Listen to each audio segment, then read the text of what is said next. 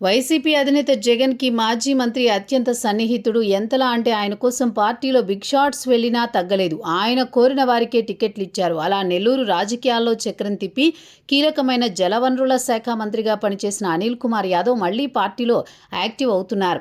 ఆయన వైసీపీ ఓటమి తర్వాత ఎక్కడా కనిపించలేదని గతంలో ప్రచారం సాగింది. అయితే 2 ఏళ్ల పాటు కావాలని వ్యూహాత్మక విరామం ఇచ్చిన అనిల్ ఇప్పుడు మళ్లీ స్పీడ్ పెంచారు అంటున్నారు. దాంతో నెల్లూరు జిల్లా రాజకీయాల్లో అనిల్ మళ్లీ చర్చగా మారుతున్నారు. ఇదిలా ఉంటే అనిల్ కుమార్ యాదవ్ నెల్లూరు అర్బన్ నుంచి 2014-2019లో గెలిచారు. ఆ వెంటనే మంత్రి అయ్యారు. అయితే మంత్రిగా ఉన్నప్పుడు జిల్లాలోని సీనియర్ నేతలను, అలాగే బలమైన సామాజిక వర్గాన్ని ఆయన పట్టించుకోలేదని విమర్శలు వచ్చాయి. ఇక వర్గపోరు కూడా తీవ్రంగా పెరిగింది అన్నది ఉంది. జిల్లా మంత్రిగా 3 ఏళ్ల పాటు పనిచేసిన అనిల్ మాజీ మంత్రిగా కాగానే ఒంటరి అయిపోయారు. దాంతో ఓ దశలో ఆయన రాజకీయం నెల్లూరు జిల్లాలో నడవలేదని చెబుతారు. ఆయన నరసరావుపేట నుంచి ఎంపీగా పోటీ చేయడం విశేషం. ఇక తన సన్నిహిత నేతకు నెల్లూరు అర్బన్ ఎమ్మెల్యే టికెట్ ఇప్పించుకున్న అనిల్ జగన్కి తాను సన్నిహితుణ్ణి అని చాటుకున్నారు. 2029 ఎన్నికల మీద ఫోకస్ పెడుతున్నారని అంటున్నారు.